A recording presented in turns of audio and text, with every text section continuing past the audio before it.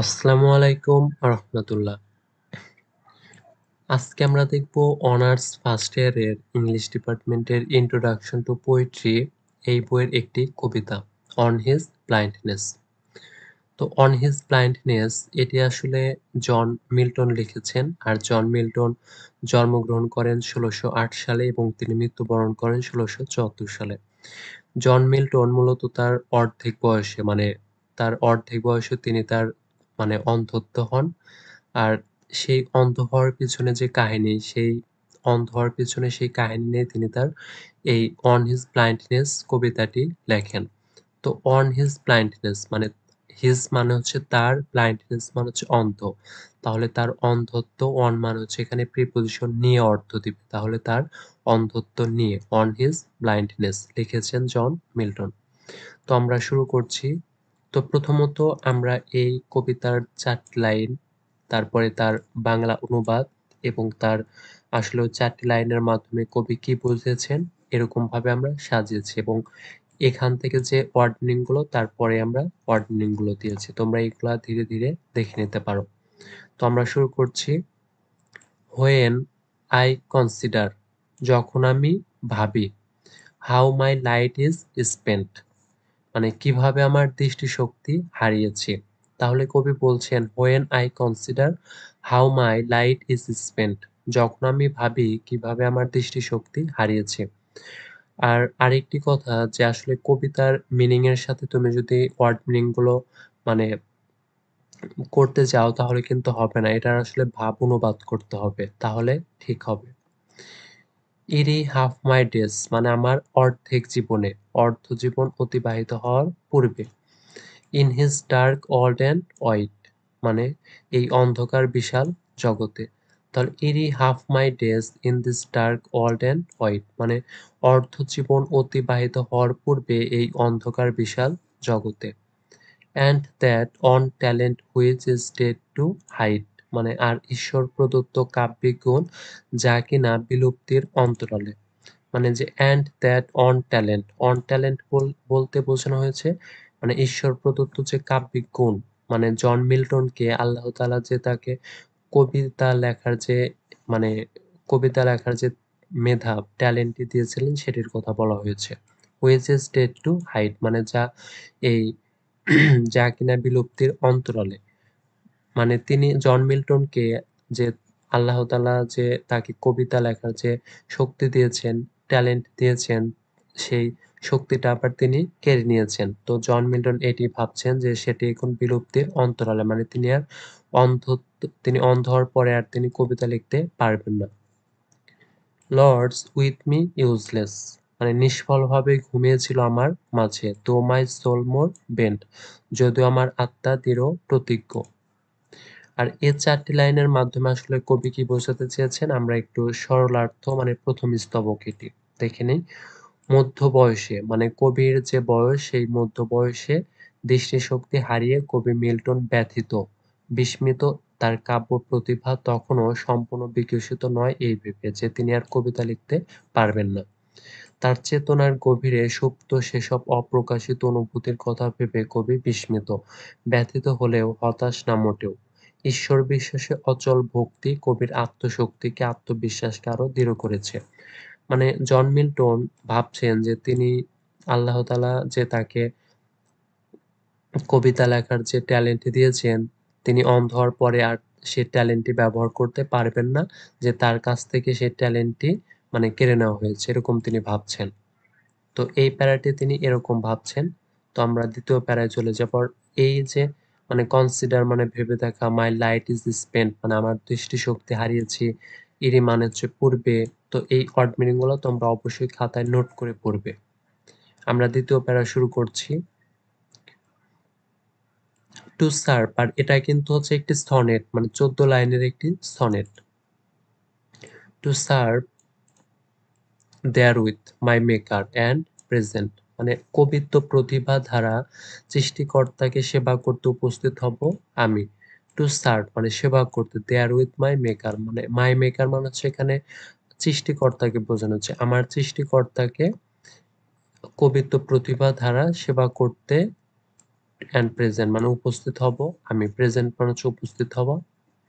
মাই true account মানে সঠিক হিসাব নিয়ে, এখানে আসলে মাই ট্রু অ্যাকাউন্ট মানে হচ্ছে আমার সঠিক হিসাব, অ্যাকাউন্ট মানে হিসাব, ট্রু মানে হচ্ছে সঠিক।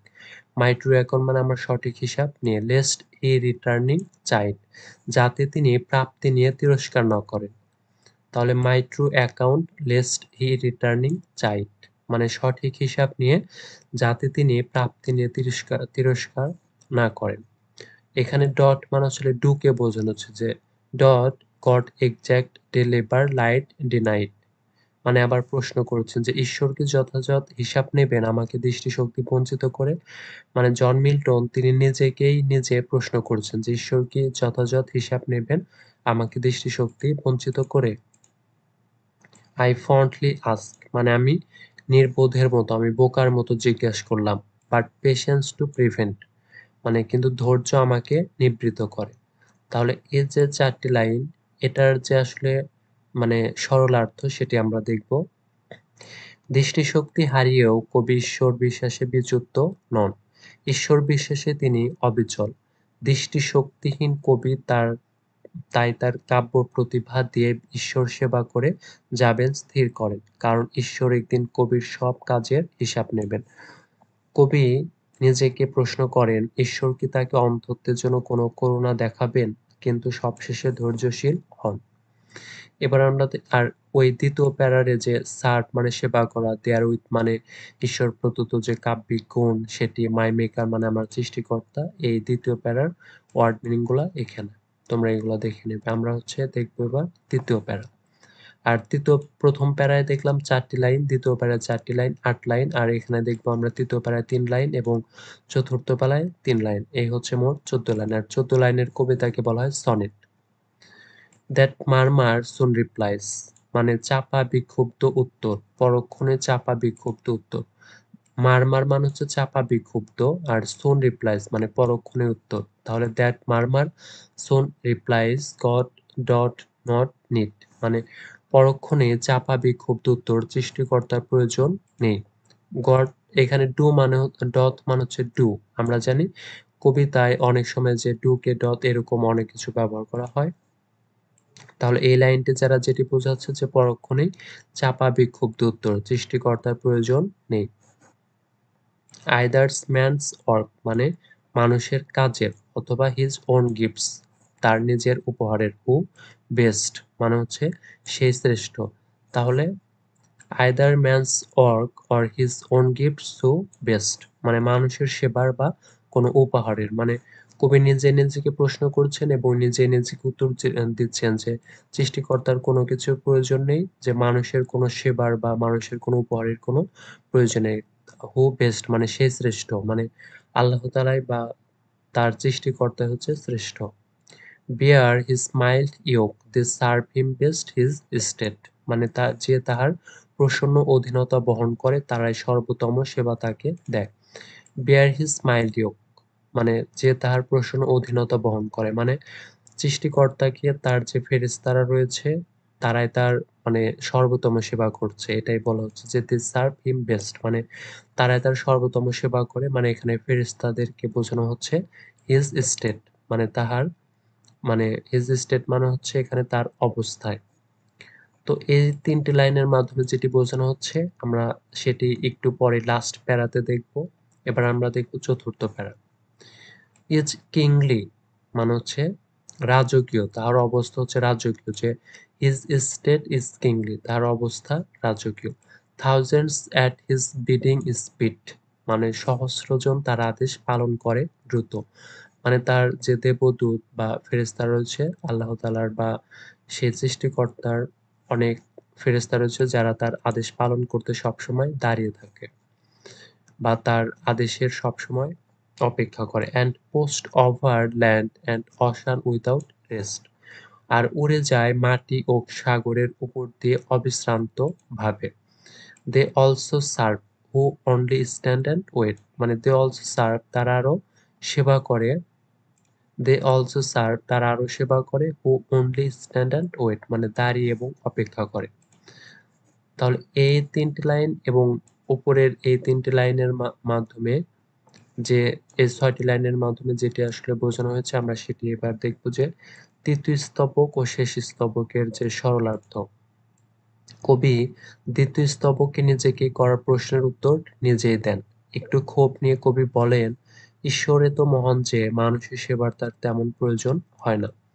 মানুষের ধৈর্য ধারণের উত্তম ঈশ্বর সেবা, কারণ সহস্র দেবদূত ঈশ্বর সেবায় অবিশ্রান্তভাবে নিয়োজিত। ধৈর্যবান মানুষও ঈশ্বরের শ্রেষ্ঠ সেবক। কেন কোনো অভিযোগহীন মানুষ ঈশ্বরের নিঃশর্ত সমর্পণ ঈশ্বরের শ্রেষ্ঠ সেবা।